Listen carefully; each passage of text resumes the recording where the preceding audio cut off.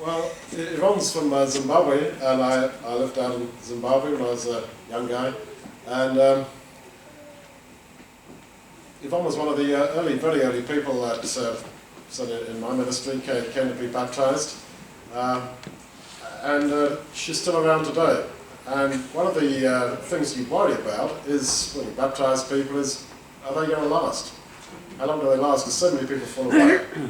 And every time I see Yvonne, I think, yeah, well, there's one that didn't get away. There's one that stayed. So, Yvonne, would you like to tell us how you came to first contact us? Yeah, sure. I was just really basically reading. No, actually, I wasn't reading something. I was actually wrapping some stuff in an old newspaper, and is that okay?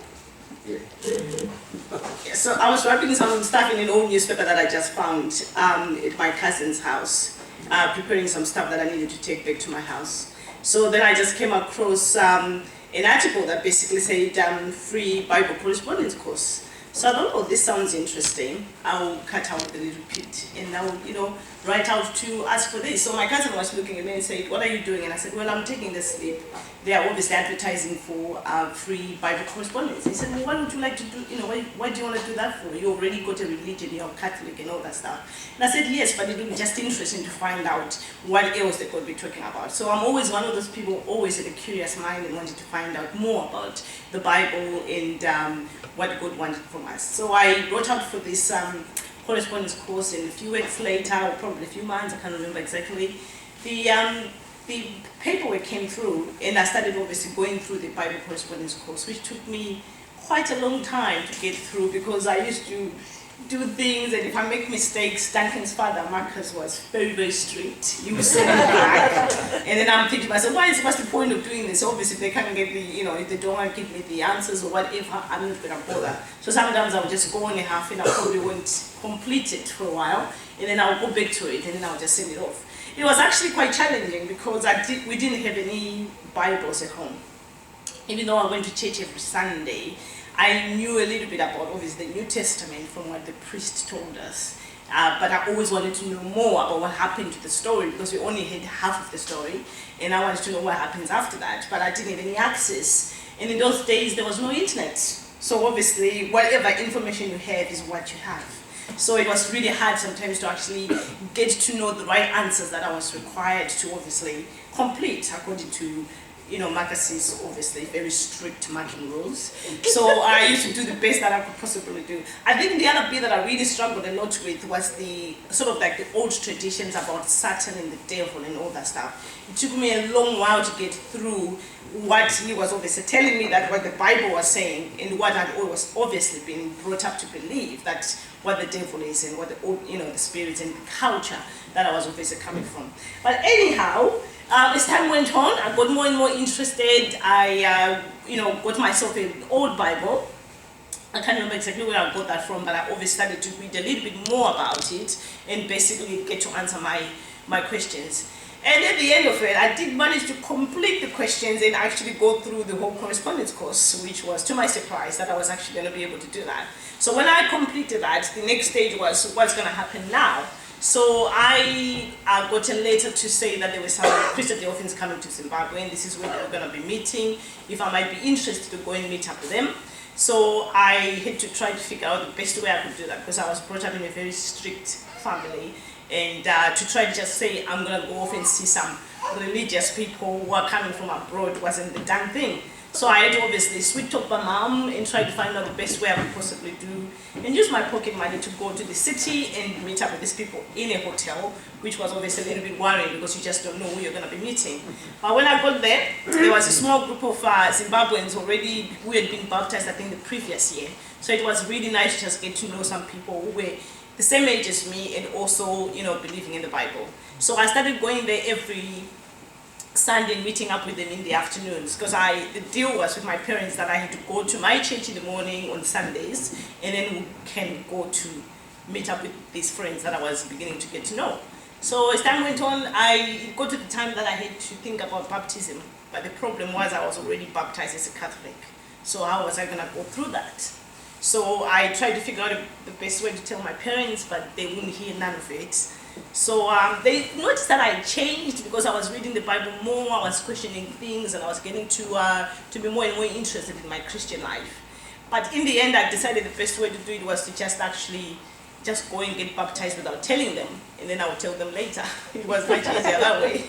So I decided to go ahead and do that, and I was baptized in 1989 by one of my very dear brothers and dear friends who are still very close to up to now. They live in South Africa now. So I then went back. I remember it was a Tuesday, and I felt on top of the world after being baptized, and I felt like it was a proper baptism compared to what I had gone through, and because I had now began to understand what the Bible was all about and what God wanted us to do. So I went to my mom, and I then broke the news that I was baptized, and she kind of didn't understand what I was on about, because she was saying, why are you saying you had been baptized when you've already been baptized? But the reason why I decided to do it that way, I knew that even if they said, I don't agree or whatever, it was done. So we just had to deal with it. But eventually things started getting better and better in my family, that they understood that this is what I wanted to do and this is where I wanted to go. So they obviously wanted to meet the people that I was getting myself involved with. So Duncan came to Zimbabwe a few times, and I think we were living in Zimbabwe at that time. So he would come down and speak to my parents, particularly my mom. I think she was the one the most difficult, because my dad was never really there. And he started introducing the brothers and sisters that I was now beginning to obviously meet up with on every Sunday. But it must have taken about a year for my parents to actually allow me to leave the Catholic Church and become a full Christadelphian. So I used to go to 2 churches, so you'd think that I was quite religious by the end of that. So so it took I used to take little young kids in our street to Sunday school, because we had a big Sunday school at that time in the place that we used to meet, so it was actually quite fun. But it was a bit scary for my parents, because I used to recruit quite a few young people, and then on my expenses take them over. But obviously, unfortunately, none of them obviously came to the truth. But I basically carried on until I came over to this country, and I'm still here.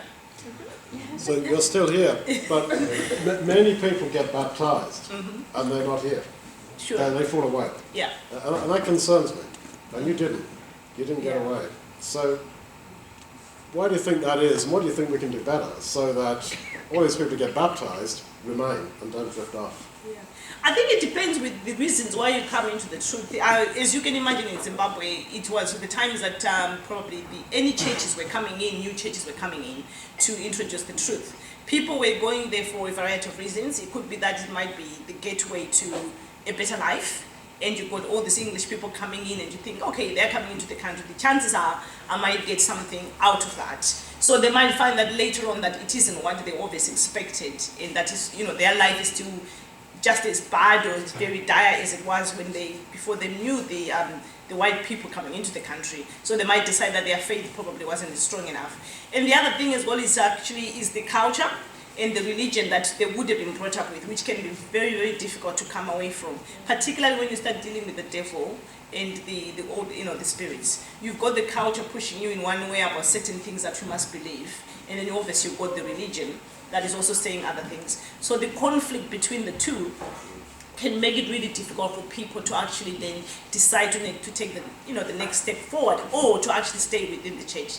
Particularly when you become, you are in very difficult conditions, and then certain things will force you to obviously say, I know that God wants me to do this, but I need to feed my family, and I need to obviously get a living, and the church is not helping, or I cannot do that if I remain a Christian, because I might have to do some other things that God might not necessarily want me to do. So people are then obviously put in that pressure that you end up having to make the decision to say, I've got to earn a living, but the living that I'm going to earn might not be.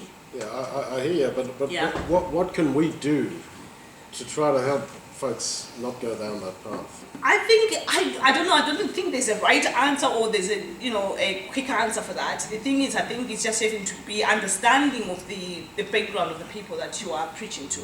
And if I could be honest, I think, the Christadelphians in general, we've got very strict rules about the things that we believe in, and we don't want to listen sometimes to other people's views. So that could also have a negative effect on people, how they come into the truth. It's a close-knit community, being within the Christadelphian. So when people are coming from the outside, sometimes they find it quite difficult to basically fit in. So I think it's one of those other things, just trying to understand the background of people to get them to obviously to stay. But it is still quite difficult and challenging, I think, in any religion. Yeah. Yeah. Thank you. Hang in there. Yeah.